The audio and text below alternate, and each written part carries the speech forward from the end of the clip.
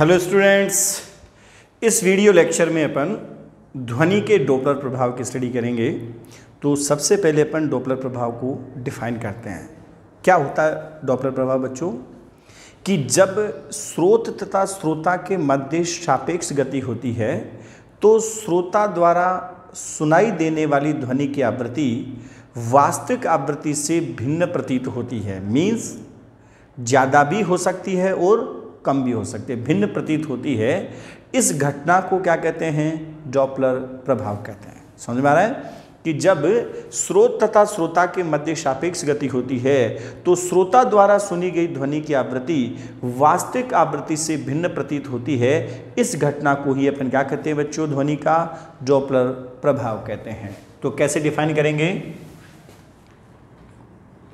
जब स्रोत तथा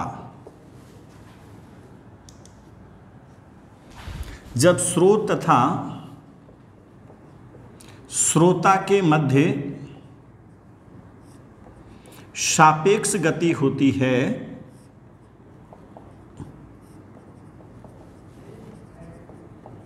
तो श्रोता द्वारा सुनी गई ध्वनि की आवृत्ति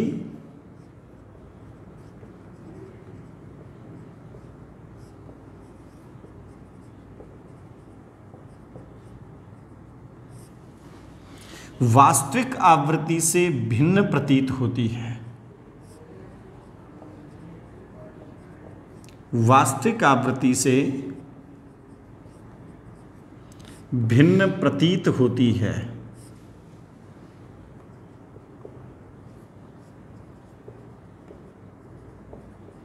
इसे ध्वनि का डॉपलर प्रभाव कहते हैं।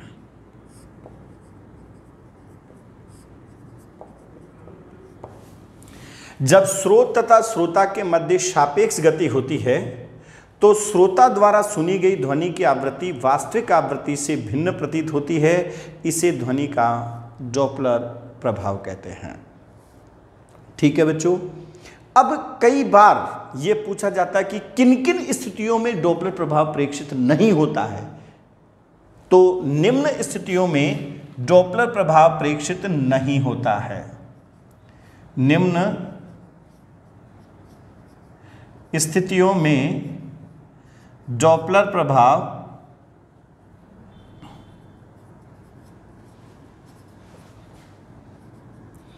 प्रेक्षित नहीं होता है। पहला फर्स्ट केस है बच्चों, यदि स्रोत का वेग ध्वनि के वेग से अधिक हो।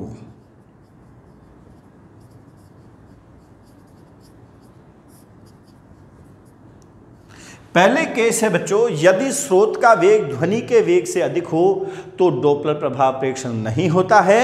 इस स्थिति में डॉपलर प्रभाव के बजाय क्या होती है बच्चों? प्रघाती तरंगें उत्पन्न होती हैं। इस स्थिति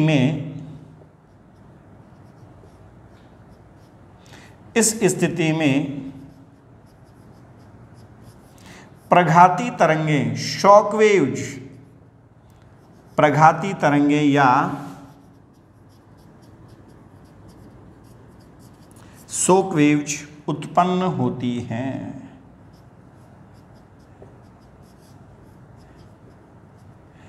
इस स्थिति में बच्चों क्या होता है? प्रघाती तरंगें उत्पन्न होती हैं। और आपको पता है इस स्थिति में क्या होता है कि जो तरंगाग्र होता है वो गोलाकार या बेलनाकार नहीं होकर क्या हो जाता है? शंक्वाकार हो जाता है। और शंकु के शीर्ष के दोनों ओर दाब में उच्च परिवर्तन के कारण क्या होती हैं? प्रघाती तरंगें उत्पन्न होती हैं। इस स्थिति में बहुत इंपॉर्टेंट है, इस स्थिति में तरंगाग्र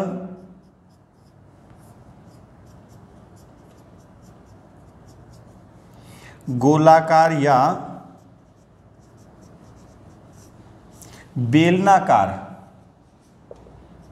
नहीं होकर शंक्वाकार होता है। इस स्थिति में तरंगाग्र गोलाकार या बेलनाकार नहीं होकर शंक्वाकार होता है तथा शंकु के शीर्ष के दोनों ओर दाब में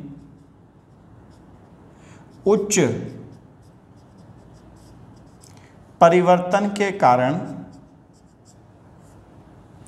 प्रघाती तरंगें उत्पन्न होती हैं।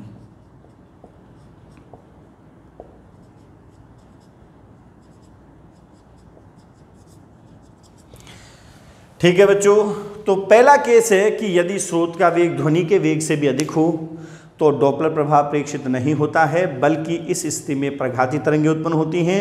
और प्रघाती तरंगों के उत्पन्न होने का जो कारण है वो ये है कि इस स्थिति में तरंगाग्र इन जनरल जब प्रकाश स्रोत बिंदुवत स्रोत होता है या ध्वनि स्रोत जब बिंदुवत होता है तो तरंगाग्र गोलाकार होता है, और जब रेखीय होता है तो बेलनाकार होता है। लेकिन इस स्थिति में तरंगाग्र गोलाकार या बेलनाकार नहीं रहकर कैसा हो जाता है, शंक्वाकार हो जाता है। और उस शंकु के शीर्ष के दोनों ओर दाब में उच्च परिवर्तन के कारण क्या होता है, प्रघाती तरंगें यानी शॉक वेव्स उत्पन्न होती हैं।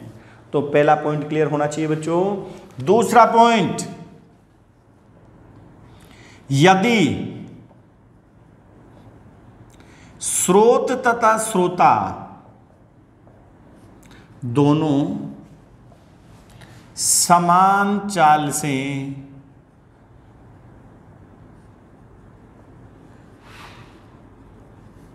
एक ही दिशा में गति करें,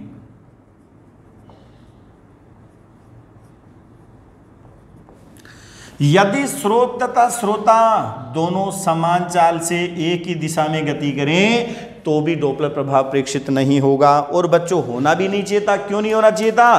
क्योंकि हकीकत देखा जाए तो इनमें सापेक्ष वेग का मान क्या है, 0, और सापेक्ष वेग जब 0 होगा तो डॉपलर प्रभाव प्रेक्षित नहीं होगा। तीसरा, यदि स्रोत तथा श्रोता दोनों स्थिर हों, यदि स्रोत तथा श्रोता दोनों स्थिर हों एवं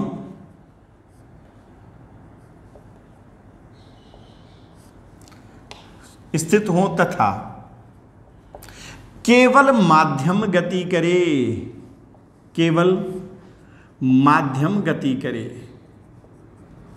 यदि स्रोत तथा श्रोता दोनों स्थिर हों तथा केवल माध्यम गति करे तो भी डॉपलर प्रभाव प्रेक्षित नहीं होगा। और होना भी नहीं चाहिए था। क्यों? क्योंकि जब स्रोत तथा श्रोता दोनों स्थिर हैं तो दोनों के बीच में सापेक्ष वेग का क्या मान हो जाएगा बच्चों, 0, और जब सापेक्ष गति ही नहीं है तो डॉपलर प्रभाव प्रेक्षित नहीं होना चाहिए। चौथा केस, यदि स्रोत तथा श्रोता ठीक एक दूसरे के लंबवत गति करें, ठीक एक दूसरे के लंबवत गति करें तो भी डॉपलर प्रभाव प्रेक्षित नहीं होगा। तो बच्चों ये 4 कंडीशन ऐसी हैं जिनमें डॉपलर प्रभाव प्रेक्षित नहीं होगा। ठीक है, तो बच्चों अभी अपन ने डॉपलर प्रभाव को डिफाइन किया कि जब स्रोत तथा श्रोता के मध्य सापेक्ष गति होती है तो श्रोता द्वारा सुनी गई ध्वनि की आवृत्ति वास्तविक आवृत्ति से भिन्न प्रतीत होती है। इस घटना को अपन ने क्या कहा, ध्वनि का डॉपलर प्रभाव। अब बच्चों ध्वनि के डॉपलर प्रभाव में अपन एक फॉर्मूले को काम में लेंगे और पूरे डॉपलर प्रभाव में ये एक ही फॉर्मूला काम में आने वाला है, और ये है आभासी आवृत्ति n dash is equal to n plus v plus minus vo upon v plus minus vs। ये बच्चों अपन फॉर्मूला काम में लेंगे जहां पर n क्या है बच्चों, ध्वनि की वास्तविक आवृत्ति है। क्या है ध्वनि की वास्तविक आवृत्ति है। एन डैश क्या है ध्वनि की? आभासी आवृत्ति है। वी क्या है यहां पे? ध्वनि का वेग। वीओ क्या है बच्चों? श्रोता, ऑब्जर्वर, श्रोता का वेग है। और वीएस क्या है बच्चों? स्रोत का वेग है। एक बच्चों अपन इसमें थंब रूल और काम में लेंगे, और वो क्या काम में लेंगे कि यदि दूरी घटे तो आवृत्ति बढ़ेगी, और यदि दूरी बढ़े तो आवृत्ति घटेगी। दूरी घटे तो आवृत्ति बढ़ेगी और दूरी बढ़े तो आवृत्ति घटेगी। लेकिन बच्चों इसके साथ में एक चीज और ध्यान रखनी है, वो क्या कि वास्तव में डॉपलर प्रभाव जो है वो दूरी पर निर्भर नहीं करता है। वास्तव में डॉपलर प्रभाव, इस पर बेस्ड अपन क्वेश्चन भी देखेंगे, वास्तव में डॉपलर प्रभाव दूरी पर निर्भर नहीं करता है। अब बच्चों अलग अलग कंडीशंस अपन लेते हैं, और अलग अलग कंडीशन में आभासी आवृत्ति के लिए अपन फॉर्मूला लिखेंगे। ठीक है, तो पहला केस अपन लेते हैं, जब स्रोत गतिशील हो और श्रोता स्थिर हो तो किस टाइप से अपन को आभासी आवृत्ति सुनाई देगी वो देखते हैं। तो पहला केस अपन लेते हैं बच्चों,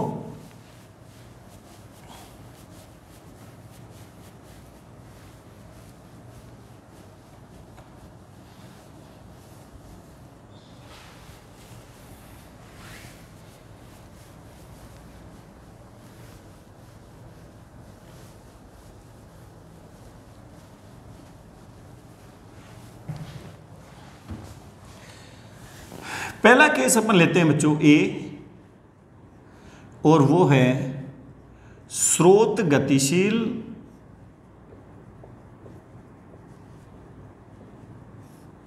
और श्रोता स्थिर। स्रोत गतिशील हो और श्रोता क्या हो बच्चों? स्थिर हो। तो आपको ये पता है आभासी आवृत्ति एन डैश इजिकल टू होती है N V plus minus V O upon V plus minus V S. अब आपको पता चल गया बच्चों कि श्रोता स्थिर है तो वी ओ का मान तो 0 हो गया, और एन डैश इजिकल टू बनेगा N V upon V plus minus V S. अब बच्चों इसके क्या क्या केस हो सकते हैं ये देखें आप। जब स्रोत गतिशील श्रोता स्थिर है, सपोज करो कि ये स्रोत है, सोर्स है, और ये ऑब्जर्वर है, source observer source observer and source. पहला केस बनता है बच्चों कि स्रोत स्थिर श्रोता की ओर गति करे। दूसरा, स्रोत स्थिर श्रोता से दूर गति करे, और स्रोत स्थिर श्रोता को, स्रोत गति करता हुआ स्थिर श्रोता को क्या कर जाए? पार कर जाए। स्रोत स्थिर श्रोता की ओर गति करे, स्रोत स्थिर श्रोता से दूर गति करे, और स्रोत गति करता हुआ स्थिर श्रोता को पार कर जाए। ठीक है, तो बच्चों ध्यान दें, इस केस में क्या बनेगा?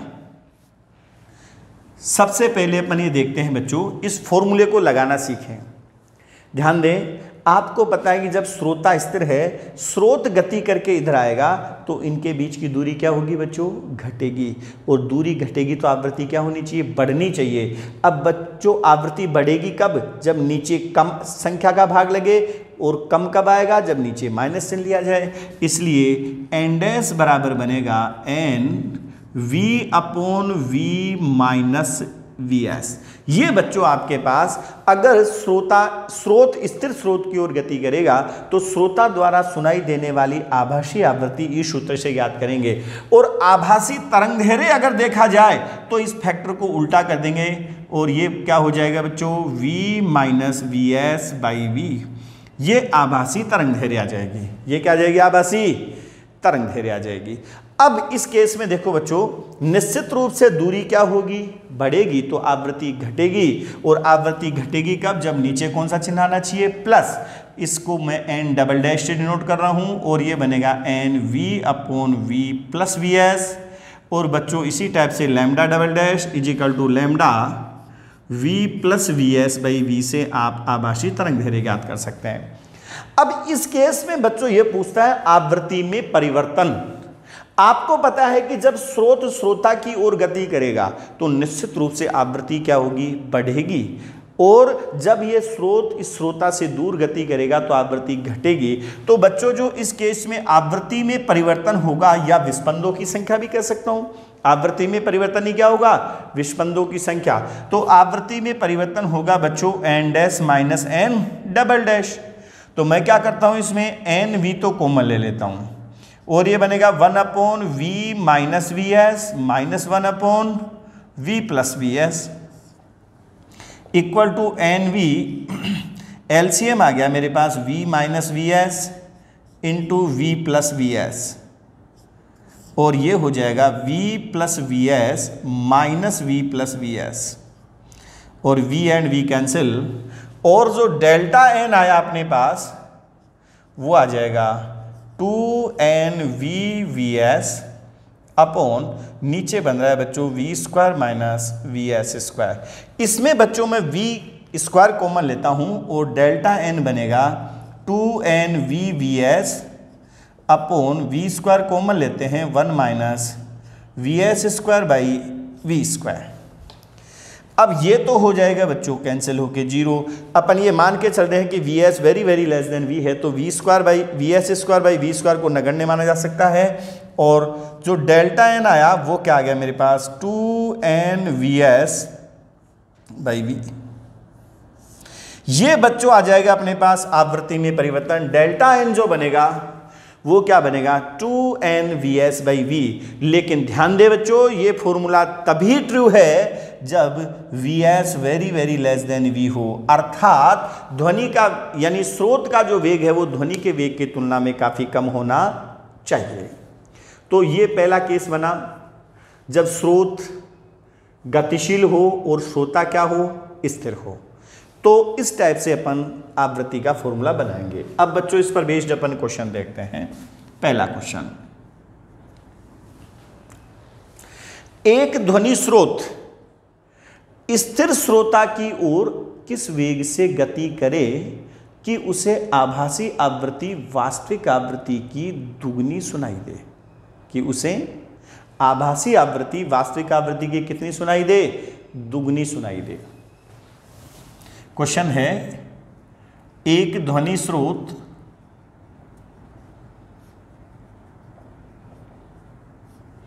स्थिर श्रोता की ओर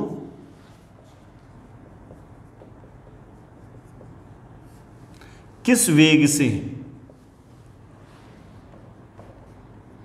गति करे कि उसे ध्वनि की आवृत्ति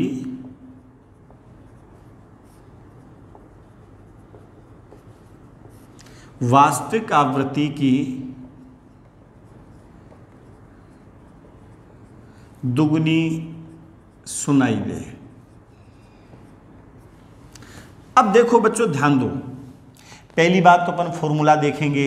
ये सोर्स है, ये ऑब्जर्वर है, और ये सोर्स ऑब्जर्वर की ओर गति कर रहा है, तो दूरी घटेगी तो आवृत्ति बढ़ेगी। और N dash is equal to N V upon V minus V S अपन काम में लेंगे, क्योंकि आपको पता है कम संख्या का भाग लगेगा तो ही आवृत्ति बढ़ेगी, अदरवाइज आवृत्ति नहीं बढ़ेगी। अब बच्चों एन डैश की वैल्यू किसके बराबर है, 2n के बराबर है, और ये बन जाएगा एन वी बटे V minus V S. N and N cancel, cross multiply करो तो बनेगा 2v minus 2vs equal to v, या 2vs बराबर v, या vs बराबर हो जाएगा v/2। अर्थात स्रोत का जो वेग है वो ध्वनि के वेग का क्या हो, आधा। यदि ध्वनि स्रोत यदि ध्वनि स्रोत ध्वनि के वेग के आधे वेग से, यदि ध्वनि स्रोत ध्वनि के आधे वेग से स्थिर श्रोता की ओर गति करे तो उसे ध्वनि की जो आवृत्ति होगी वो वास्तविक आवृत्ति की दुगुनी सुनाई देगी। अब बच्चों नेक्स्ट क्वेश्चन देखना जो काफी इंपॉर्टेंट क्वेश्चन है।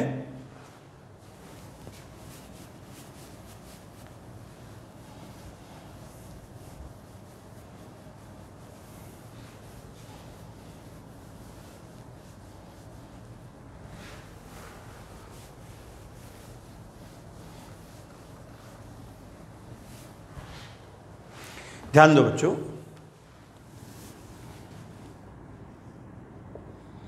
एक ध्वनि स्रोत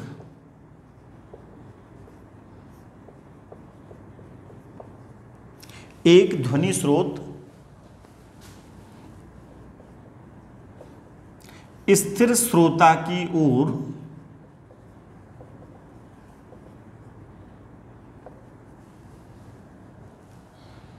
एक ध्वनि स्रोत स्थिर श्रोता की ओर गति करता है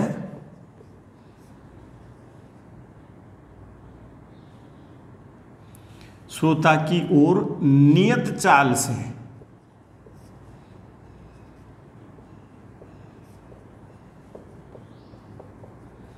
गति करता है तो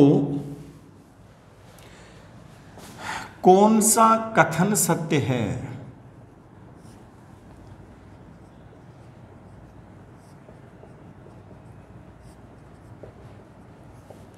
एक ध्वनि स्रोत स्थिर श्रोता की ओर नियत चाल से गति करता है तो कौन सा कथन सत्य है? फर्स्ट,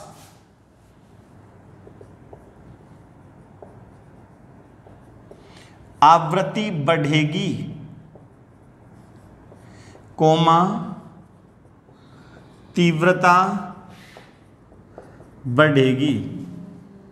सेकंड,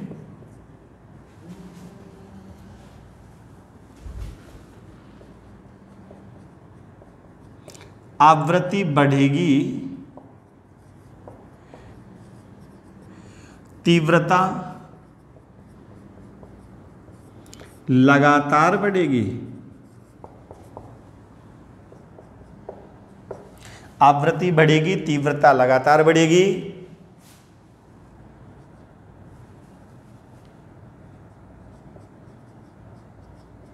आवृत्ति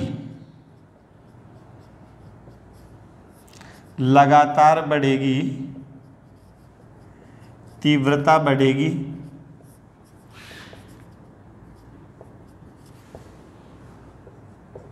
फोर्थ, आवृत्ति तथा तीव्रता दोनों लगातार बढ़ेंगी। आवृत्ति तथा तीव्रता दोनों लगातार बढ़ेंगी तो बच्चों इसमें कौन सा ऑप्शन सही जाएगा? आवृत्ति बढ़ेगी और तीव्रता लगातार बढ़ेगी। क्यों? अब इसका लॉजिक समझें। आपको पता है बच्चों कि एन डैश बराबर होगी एन वी बटे वी माइनस वी एस। इसका मतलब समझें, जैसे ध्वनि का वेग क्या यहाँ पे नियत है, सपोज करो वास्तविक आवृत्ति 300 है और आपने इसको कैलकुलेट किया v upon V minus V S से, तो ध्वनि की आवृत्ति मान लो 330 हर्ट्ज आ गई। तो एन डैश का मान बच्चों जब तक स्रोत श्रोता तक आएगा तो ये आवृत्ति दूरी पर डिपेंड नहीं करेगी। अगर 300 से 330 हो चुकी तो ये 330 क्या रहेगी? कांस्टेंट रहेगी। लेकिन जो ध्वनि की तीव्रता है वो inversely proportional to R square है। तो जैसे जैसे स्रोत और श्रोता के बीच की दूरी घटती चली जाएगी तो तीव्रता तो लगातार क्या होती जाएगी? बढ़ती जाएगी। लेकिन आवृत्ति जो एक बार बढ़नी है वो बढ़ गई भाई, 300 से 330 हर्ट्ज हो गई, लेकिन वो अब 330 क्या रहेगी? कांस्टेंट रहेगी। अगर स्रोत श्रोता को पार करके अगर दूर जाना जाएगा तो ही आवृत्ति घटेगी और फिर भी दूरी पर निर्भर नहीं करेगी। समझ में आ रहा है? क्योंकि आवृत्ति जो बढ़ना, हाँ अगर बच्चों इसी क्वेश्चन में ध्यान से समझना, अगर इसी क्वेश्चन में आपको यह कहा जाता कि ये जो स्रोत होता है, ये जो स्रोत है वो नियत वेग से गति नहीं करके त्वरित गति करता है तो इसका Vs का मान समय के साथ लगातार बढ़ता और V में से Vs की वैल्यू ज़्यादा से ज़्यादा घटती जाती और हर का मान कम होता जाता और n डैश का मान क्या होता जाता, लगातार ज़्यादा होता चला जाता। मीन्स फिर आंसर कौन सा जाता, आवृत्ति तथा तीव्रता दोनों लगातार बढ़ेंगी। अगर स्रोत नियत चाल से गति करेगा तो आवृत्ति केवल बढ़ेगी, लगातार नहीं बढ़ेगी। लेकिन अगर स्रोत त्वरित गति करता तो क्या होगा बच्चों, आवृत्ति भी लगातार बढ़ेगी, तीव्रता तो लगातार बढ़ेगी ही बढ़ेगी। क्यों? क्योंकि दूरी का मान कम होता चला जा रहा है। ठीक है, तो सेकंड ऑप्शन करेक्ट है। अब बच्चों ये क्वेश्चन देखो आप, एक ध्वनि स्रोत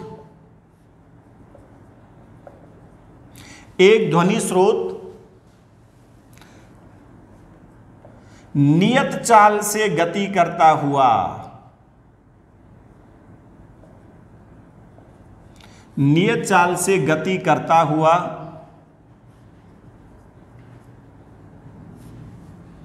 स्थिर श्रोता को पार करता है।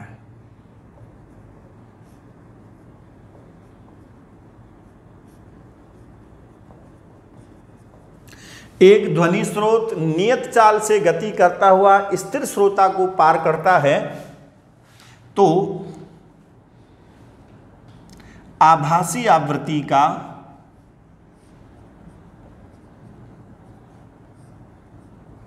दूरी के साथ वक्र होगा।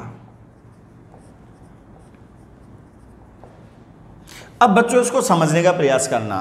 जैसे मैं ये कहना चाह रहा हूं कि ये मेरे पास सोर्स है और ये ऑब्जर्वर है और ये सोर्स इसको पार करते हुए यहां चला गया। ठीक है, और मैं ये कहना चाहता हूं कि इसके ये जो मूल आवृत्ति है, आवृत्ति वर्सेज अगर मैं दूरी के बीच में ग्राफ खींचूं, ये स्रोत गति करता हुआ इसको पार कर रहा है तो सपोज करो बच्चों कि ये मूल आवृत्ति n है। ये मूल आवृत्ति क्या है, n। ठीक है, ये मूल आवृत्ति n है। तो जब स्रोत इस स्थिर श्रोता की ओर गति करेगा तो निश्चित रूप से आवृत्ति बढ़ेगी, लेकिन दूरी के साथ नियत रहेगी। ये बच्चों n डैश है। तो निश्चित रूप से जब स्रोत स्थिर श्रोता की ओर गति करेगा तो आवृत्ति वास्तविक आवृत्ति से अधिक सुनाई देगी, और जैसे ही ये स्रोत स्थिर श्रोता को पार करके जाएगा तो क्या होगा कि आभासी आवृत्ति n डबल डैश होगी और वो वास्तविक आवृत्ति से क्या होगी, कम होगी, लेकिन दूरी के साथ क्या रहेगी, नियत रहेगी। लेकिन बच्चों ध्यान देना, अगर ये नियत चाल से गति नहीं करके त्वरित गति करता तो आभासी आवृत्ति लगातार क्या होती, बढ़ती, और इधर जाके लगातार क्या होती, घटती। समझ में आ गया बच्चों? तो यदि एक ध्वनि स्रोत नियत चाल से गति करता हुआ स्थिर श्रोता को पार करे तो आभासी आवृत्ति का दूरी के साथ कैसा वक्र होगा, ये आपके क्लियर हो जाना चाहिए। तो बच्चों ये पहला केस अपन ने देखा कि जब स्रोत गतिशील हो और श्रोता स्थिर हो तो आभासी आवृत्ति अपन कैसे ज्ञात करेंगे। सेकंड केस लेते हैं बच्चों अपन।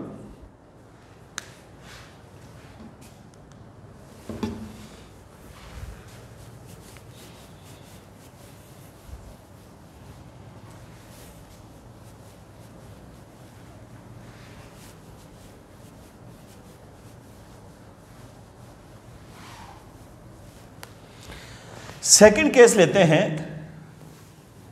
और वो सेकंड केस है स्रोत स्थिर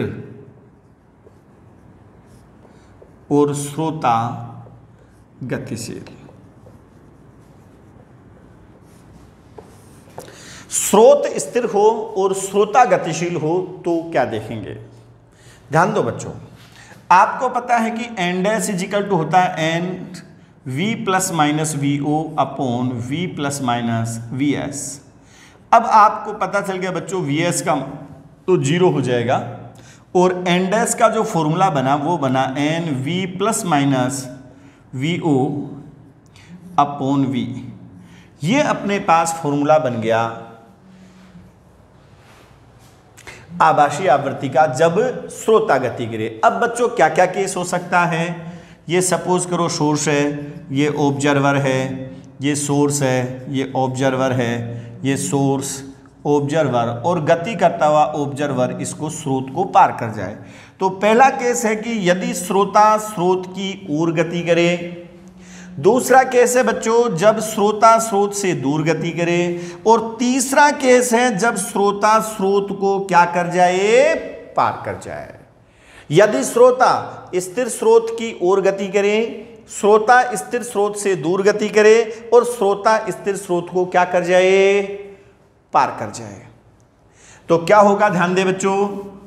पहले केस में आपको पता है कि N dash is equal to N V V O upon V. अब बच्चों आपको ये देखना है कि बीच में प्लस चिन्ह आएगा है माइनस। आप ये देखें यहां पर दूरी बताओ बढ़ रही है घट रही है, घटेगी। ये तो फिक्स है, ये चलकर इसकी ओर जा रहा है तो दोनों के बीच की दूरी घटेगी तो आवृत्ति बढ़ेगी। और आवृत्ति कब ज्यादा आएगी बच्चों, जब बीच में क्या आए, प्लस चिन्ह आए।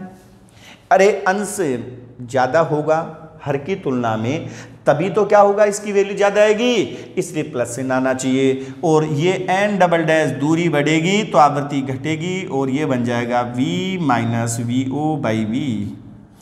और बच्चों इस केस में आवृत्ति में परिवर्तन डेल्टा एन जो होगा वो बनेगा N dash minus N double dash और एन बाई वी कॉमन ले लेंगे और ये बनेगा v plus V O minus V plus V O. ये कैंसिल हो गया और डेल्टा एन जो होगा वो बनेगा 2n vo बाई वी। ये आवृत्ति में परिवर्तन आ गया बच्चों। ये आवृत्ति में परिवर्तन सदैव लागू होगा। ये आवृत्ति में परिवर्तन बच्चों हमेशा लागू होगा क्योंकि इसमें अपन ने कोई अप्रोक्सीमेशन नहीं किया है। उसमें तो अपने पास एक कंडीशन आ रही थी कि Vs should be very very less then V होना चाहिए, लेकिन बच्चों इसमें अपन ने कोई अप्रोक्सीमेशन नहीं किया है, इसलिए ये सूत्र तो हमेशा ही वैलिड होगा। ठीक है।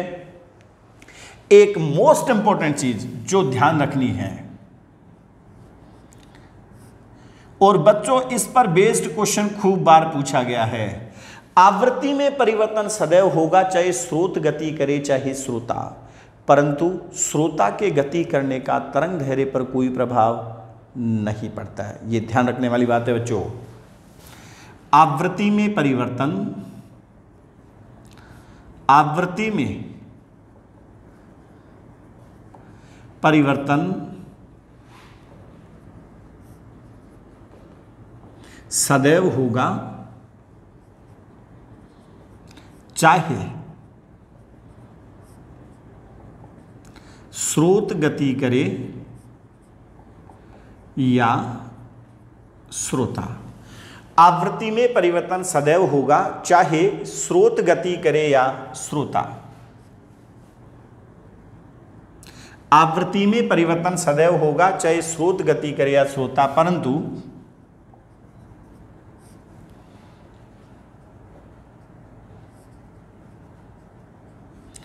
तरंग धैर्य में परिवर्तन केवल तभी होगा जब स्रोत गतिशील हो।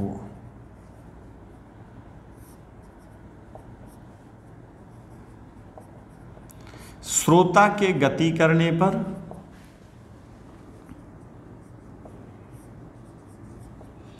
तरंग धैर्य में कोई परिवर्तन नहीं होता है। तरंग धैर्य में कोई परिवर्तन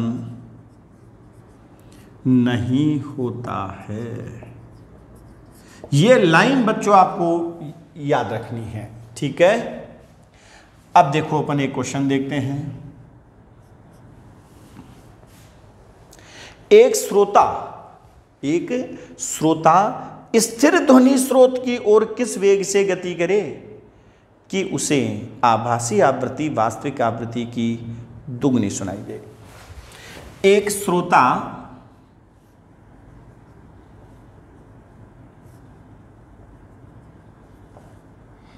स्थिर स्रोत की ओर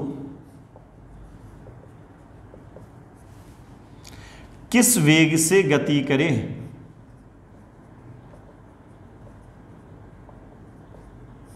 किस वेग से गति करे कि उसे ध्वनि की आवृत्ति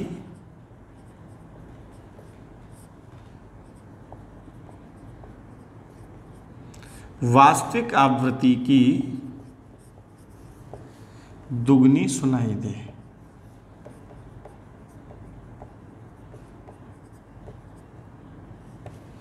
एक श्रोता स्थिर स्रोत की ओर किस वेग से गति करे कि उसे ध्वनि की आवृत्ति वास्तविक आवृत्ति की दुगनी सुनाई दे।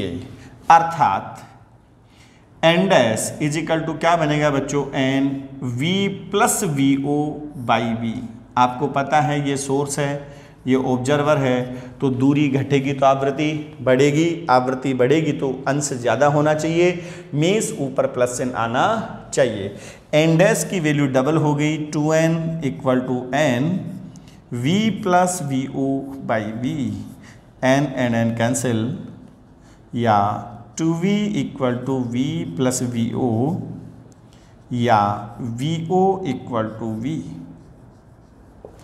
अर्थात श्रोता का वेग क्या होना चाहिए बच्चों, श्रोता का जो वेग है वो ध्वनि के वेग का कितना होना, ध्वनि के वेग के बराबर होना चाहिए। अब बच्चों अपन दो क्वेश्चन डिस्कशन कर चुके हैं, ध्यान से समझना, और ये दोनों क्वेश्चन मैंने इसीलिए लिखे हैं यहाँ पे। एक बात थोड़ा सा ध्यान दें, देखो पहले केस में अपन ये देख चुके हैं कि एक ध्वनि स्रोत स्थिर श्रोता की ओर किस वेग से गति करे कि उसे आवृत्ति मूल आवृत्ति की दुगनी सुनाई दे, और वो आया था कि ध्वनि के वेग का आधा होना चाहिए। और जब श्रोता गति कर रहा है तो श्रोता का वेग ध्वनि के वेग के बराबर होना चाहिए। इसका मतलब ये हुआ कि यदि स्रोत और श्रोता समान वेग से गति करें तो आभासी आवृत्ति अलग अलग प्राप्त होगी।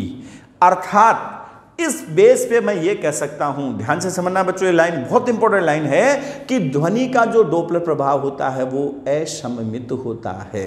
क्या मतलब, ध्वनि का डोपलर प्रभाव जो होता है वो असममित होता है, अर्थात यह स्रोत तथा श्रोता के मध्य सापेक्ष गति के साथ साथ इस बात पर भी निर्भर करता है कि स्रोत गतिशील है अथवा श्रोता, क्योंकि स्रोत की गति का अलग इफेक्ट पड़ता है और श्रोता की गति का अलग इफेक्ट पड़ता है। जबकि प्रकाश का डोपलर प्रभाव सममित है, यह केवल स्रोत तथा प्रेक्षक के मध्य सापेक्ष गति पर निर्भर करता है, इस बात पर निर्भर नहीं करता है कि स्रोत गतिशील है अथवा प्रेक्षक। तो बच्चों ये जो लाइन है अपने आप में मोस्ट इंपोर्टेंट है, तो मैं इसको एक बार नोट डाल के लिखता हूं। ध्वनि का डोपलर प्रभाव, ध्वनि का डोपलर प्रभाव असममित है। ध्वनि का डोपलर प्रभाव असममित है, अर्थात असममित है, क्योंकि यह स्रोत तथा श्रोता के मध्य सापेक्ष गति के साथ साथ इस बात पर भी निर्भर करता है, इस बात पर भी निर्भर करता है कि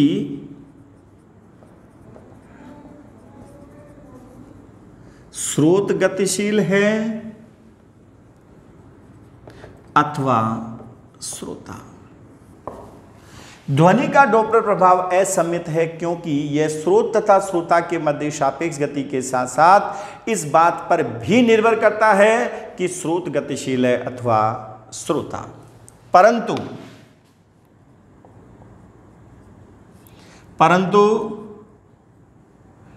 प्रकाश का डोपलर प्रभाव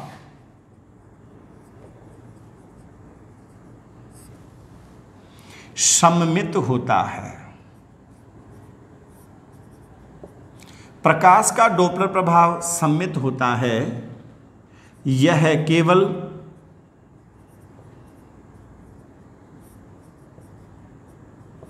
स्रोत तथा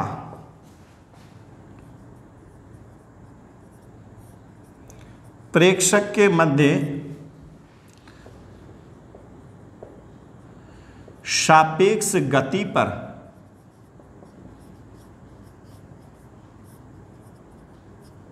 निर्भर करता है। यह केवल स्रोत तथा प्रेक्षक के मध्य सापेक्ष गति पर निर्भर करता है, इस बात पर नहीं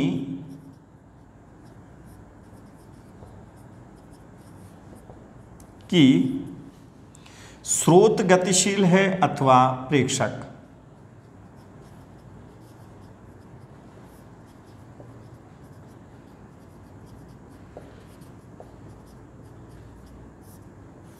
स्रोत गतिशील है अथवा प्रेक्षक। तो बच्चों ये लाइन अपने आप में काफी इंपॉर्टेंट है और इसका मीनिंग आपकी समझ में आ जाना चाहिए। ठीक है, फिर अपन नेक्स्ट क्वेश्चन देखते हैं। एक ध्वनि स्रोत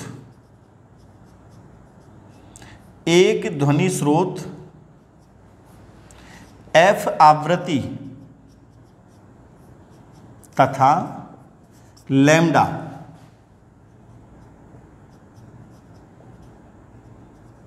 तरंगदैर्घ्य की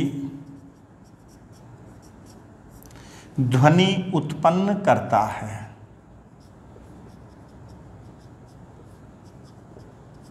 एक ध्वनि स्रोत एफ आवृत्ति तथा लैम्डा तरंगदैर्घ्य की ध्वनि उत्पन्न करता है। एक श्रोता स्रोत की ओर v/5 वेग से गति करता है। एक श्रोता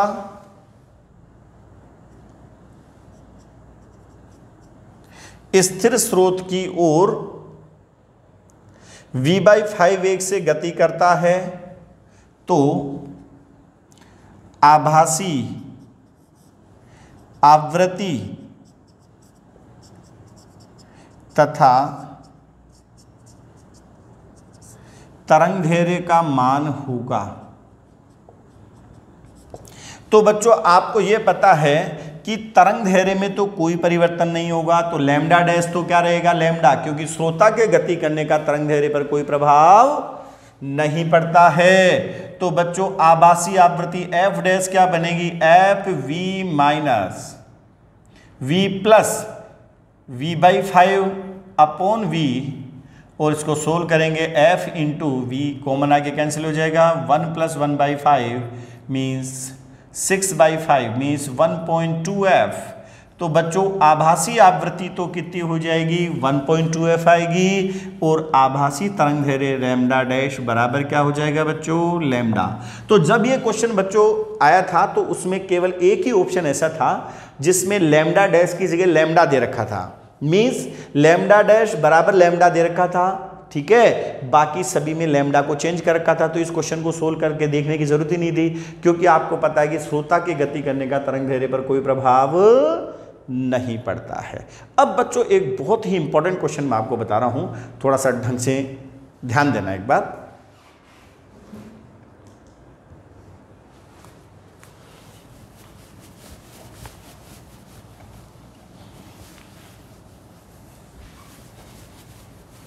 ध्यान दो बच्चों, ये मेरे पास दो स्रोत हैं S1 और S2। ये दोनों ही समान आवृत्ति n के संकेत उत्पन्न करते हैं और ये दोनों ही स्थिर हैं। ये भी स्थिर है और ये भी क्या है, स्थिर है। और ये एक श्रोता है ऑब्जर्वर जो नियत वेग v0 से गति कर रहा है। ठीक है, पहले ये किसी A पोजीशन पे है, फिर ये गति करता हुआ B पोजीशन पे जाता है और गति करता हुआ C पोजीशन पे जाता है।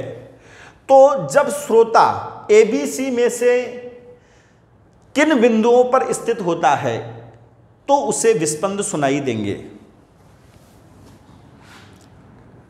जब श्रोता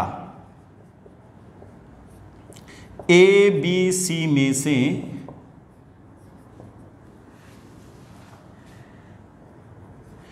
किस बिंदु पर होने पर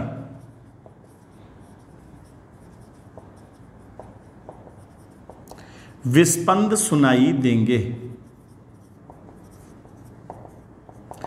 अब बच्चों गति कौन कर रहा है? श्रोता। अब इस केस में ये S1 की ओर आ रहा है, इधर भी S2 की ओर आ रहा है, तो बच्चों क्या होगा? N dash A, N dash 1A, मतलब समझे आप? इस पहले स्रोत के कारण ए बिंदु पर आभासी आवृत्ति जो आएगी वो क्या बनेगी बच्चों? N V plus V O by V, और एन डैश 2A ये भी क्या होगी? N V plus V O by V. क्यों? क्योंकि श्रोता दोनों ही स्थिर स्रोत की ओर गति कर रहा है।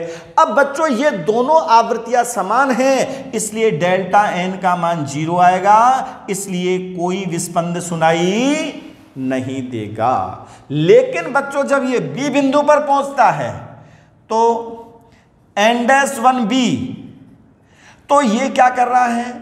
श्रोता इस S1 से दूर जा रहा है, तो ये आवृत्ति बनेगी V minus V O by V, और S2 की ओर आ रहा है तो N2 डैश B बराबर बनेगी N V plus V O by V बनेगा। और बच्चों इसमें delta N not equal to 0 आएगा, इसलिए यहां पर विस्पंद सुनाई देंगे। और इसी टाइप से बच्चों यहां पे तीसरे N1 डैश C बराबर, अब क्या हो रहा है? जब C बिंदु पर है तो S1 से भी दूर जा रहा है और S2 से भी दूर जाएगा, इसलिए क्या हो जाएगा? अरे गति करता हुआ जब यहां पर B पर आएगा, गति करता हुआ C पर आएगा, तो ये S1 से भी दूर जा रहा है, S2 से भी दूर जा रहा है, तो ये बनेगा N into V minus V O by V, और N डैश 2C भी बनेगा N V minus V O by V, और अगेन डेल्टा एन बराबर 0 आ रहा है, इसलिए बच्चों यहां पर भी विस्पंद सुनाई नहीं देंगे और यहां पर भी विस्पंद सुनाई नहीं देंगे। केवल बी बिंदु पर श्रोता को विस्पंद सुनाई देंगे। तो बच्चों अपन 2 केस डिस्कशन कर चुके हैं, जब स्रोत गतिशील श्रोता स्थिर और दूसरे में श्रोता गतिशील और स्रोत स्थिर। बाकी के केस अपन नेक्स्ट वीडियो लेक्चर में डिस्कस करेंगे।